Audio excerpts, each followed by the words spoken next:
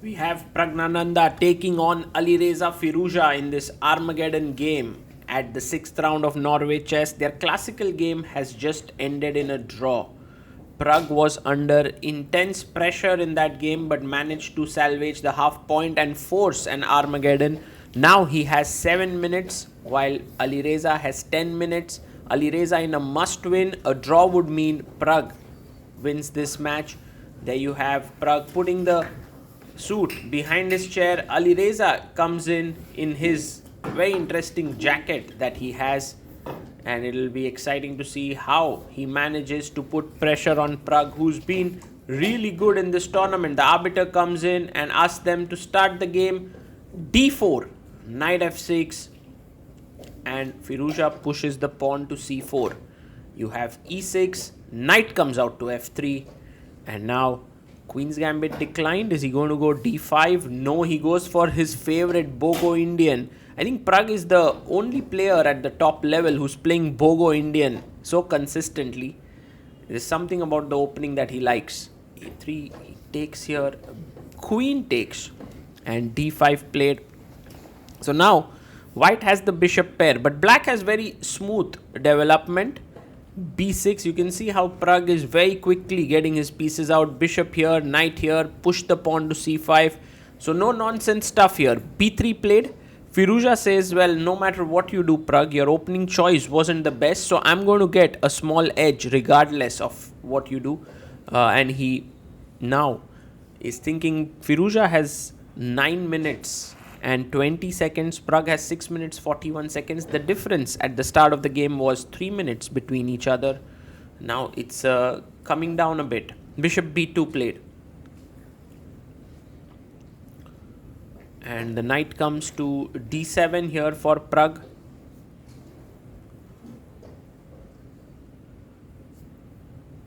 And Firouzja now can just put his bishop on e2. Yes, that's what he does, and he'll castle and then get his rooks to the center. But Pragg very quickly chops off the c4 pawn, and I think taking back with the pawn makes sense because you don't want to move your bishop again. Takes, pawn to c5, pushes the pawn, and here I think white must castle, and that's what Firouzja has done. He's castled it, and Praggnanandhaa now plays rook c8. So, you know, we're going to get into a situation where white has hanging pawns. Rook c1 played, and black will try to put pressure on those pawns. So this is a very interesting position with chances for both sides. I would say slightly preferable for white, but in a game where there is less time, it can get very, very difficult to handle these pawns. Firouzja plays h3. Useful move, rook d8, rook d1, both the rooks come into the center of the board, and Pragg can still wait with this tension, go knight f8, knight g6, but he can also take. For the time being, he goes knight f8. Interesting. He plays his knight to f8. Firouzja puts his knight in the center of the board, and Pragg offers a trade of knights. Firouzja chops it off, takes, h takes g6. Time wise, Pragg has been doing pretty well. He's gained some time on the clock. 5 minutes 44 seconds for him. Firouzja down to 8 minutes now on the clock. And now Alireza plays his queen to e1. Pragg takes on d4, pawn takes d4, and quickly moves his queen in. You will see that the queen is ideally posted, putting pressure on d4, the other rook on c4. Bishop comes back. White wants to play queen e3 and trade the queens. That would give him a very strong center and also the two bishops. Pragg goes rook d7. So maybe Firouzja can go queen e3, but the problem here is that after take, maybe bishop c6, bishop a4, or bishop a6. It does feel like black is doing fine. So maybe Firouzja doesn't want to trade queens there. Maybe he wants to do something different. And with the time ticking down, Firouzja has to find a way to play. But I think this is the critical moment where you should take some time. You should take some time about what you want to do. One plan is to play rook d3 to rook e3. It's possible. The other one is a4, a5. Very interesting move. And he plays it. a4. That's a nice move because these are two very healthy pawns. With a5, you're launching some kind of a minority attack in order to weaken one of the black pawns. So fantastic play there by Firouzja, finding the best way to continue. For Pragg now, it's not so simple to figure out how to play because rook c7 trying to put pressure here is met with d5 with the idea of bishop e5. So not so easy to put your rook there, and if you double down the d file, what exactly are you pressurizing? So he goes knight e4. He comes into the center of the board and he is putting pressure here on f2, but it's well defended. So again, this move doesn't really have much punch that it packs. So a5 definitely looks like a good idea to continue with, but Firouzja changes plans. He goes rook d3 and he's somewhere looking to shift his rook to f3 and put pressure here. Knight goes back to d6. Now somehow the position of black doesn't look very cohesive. c5 might be a very interesting move because if you take, suddenly you lose a piece here. So that's the reason why you can't take when it moves. Now you take, because if he takes on c1, bishop c1 and the queen is attacked. So all these possibilities do exist with c5. But c5 is also a very committal move because you are giving away the d5 square for the black pieces. How must Firouzja continue?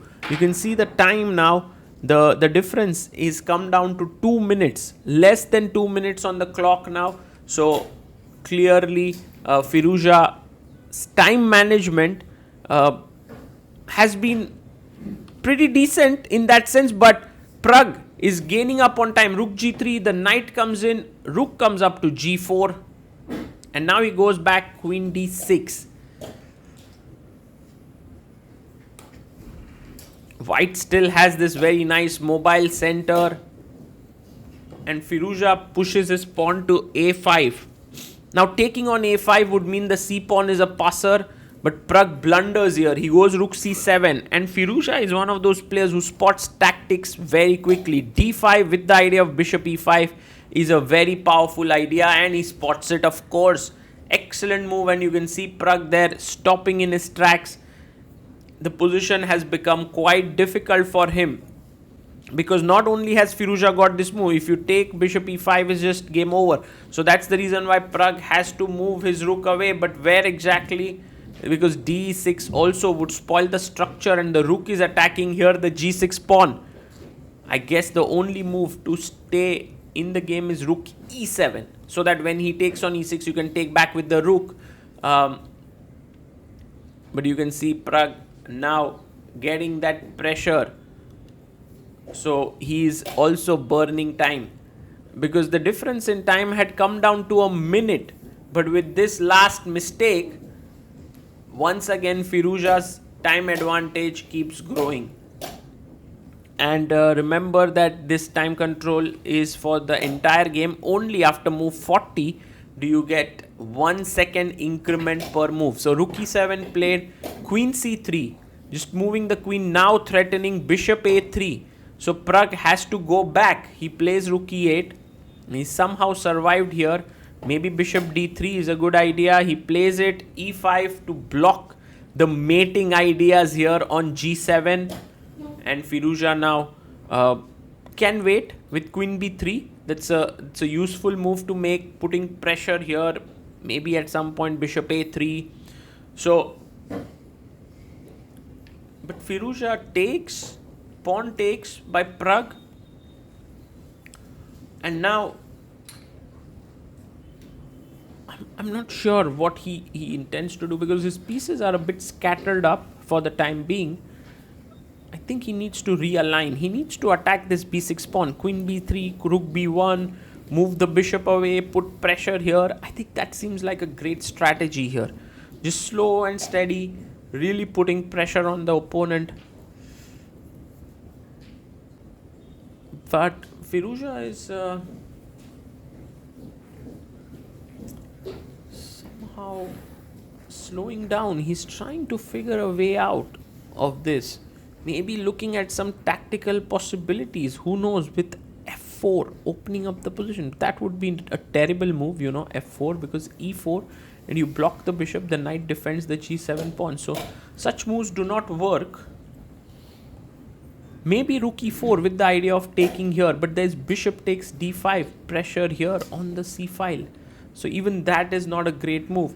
You can see how difficult it is to play under this time pressure and also this pressure in a must win. Not at all easy for the players. Well, he's running quite a lot of time here. I think he must have come down to 3 minutes now. He is actually maybe on equal terms in time with Pragg. Goes queen a3. Not a move that you play with great happiness. Only 16 seconds separate the two. And I think Pragg would be more than happy to just simply trade off the queens. But it so happens in chess, when one player thinks for a lot of time, it also slows down the other player. It's just this thing that when you think a lot, your opponent wants to give you respect. I think queen a3 has a very nice point, that you want to remove the blockader of the d pawn. The queen was blockading it well, and you just want to remove that piece. And Pragg now thinks for a bit. He can keep the queens on the board, but he goes rook a8, trades occur, rook g5, putting pressure here. Pragg pushes the pawn, bishop comes back to f1. Interesting. Now c4 pawn is slightly weak. You can go rook a4, rook c8, put pressure here. Maybe directly rook ec8 could be an idea. And I think for now, Praggnanandhaa looks like the favorite in this game to be able to hold a draw, because the position has turned in his favor. He was not doing so well. Now rook c8 played. If you move the bishop away, there can be bishop takes d5 ideas because of the spin here. No, there's rook d5, so that's not possible. For the time being, this rook is very interestingly positioned. You can't kick it away or play f5, f6 because g6 hangs. So in a way, the rook is doing pretty well. Bishop e5 played. Very dangerous move because it allows f6 with the 2 attack. And I think Firouzja is okay to give up an exchange and spoil the structure completely. And I think Pragg is thinking about f6 here, but goes against it. He goes knight f5 and he tells Firouzja, I'm not falling for this. And now my threat is to take bishop d5 when cd5, and your rook is hanging here on c1. So Firouzja needs to be careful. He has two problems to solve. One is f6, attacking both the pieces. Second is bishop takes d5. And he plays bishop f4. Good move, defending the rook so that bishop d5 is not possible. And now Pragg can just enter on the 7th rank with rook a2. His rook will be very, very actively positioned. Or maybe he can go rook a4, bishop a6 and just unleash a whole lot of attack on the c4 pawn. That could be the idea. It's waiting here.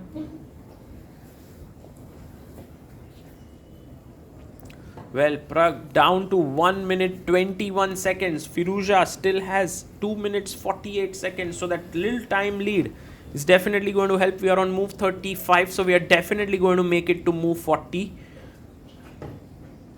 And now Firouzja plays rook to d1. So he's putting all the energy behind the d pawn here. That's an important thing to note.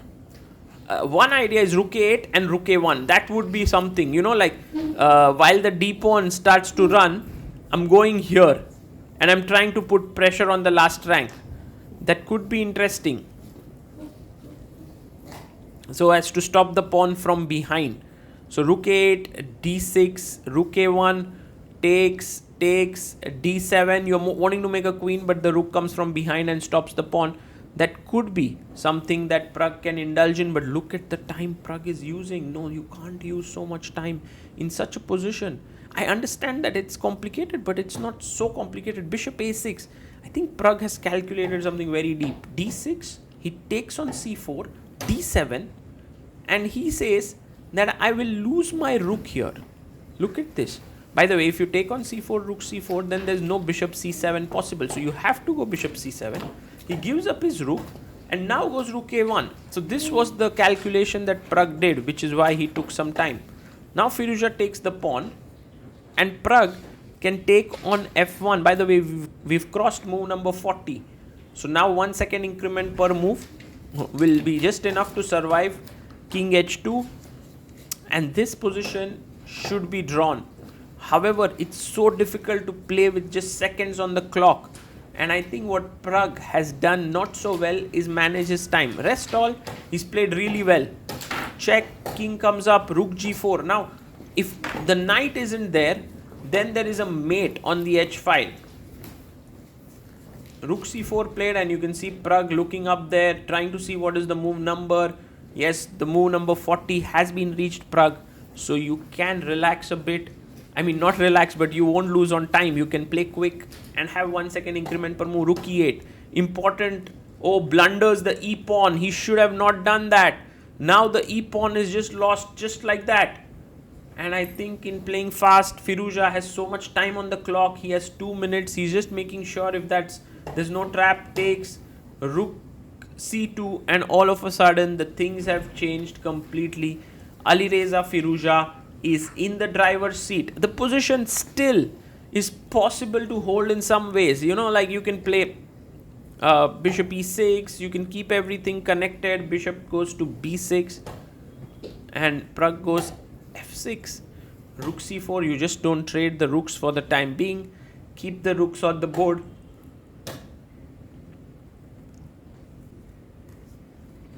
Bishop comes to e6.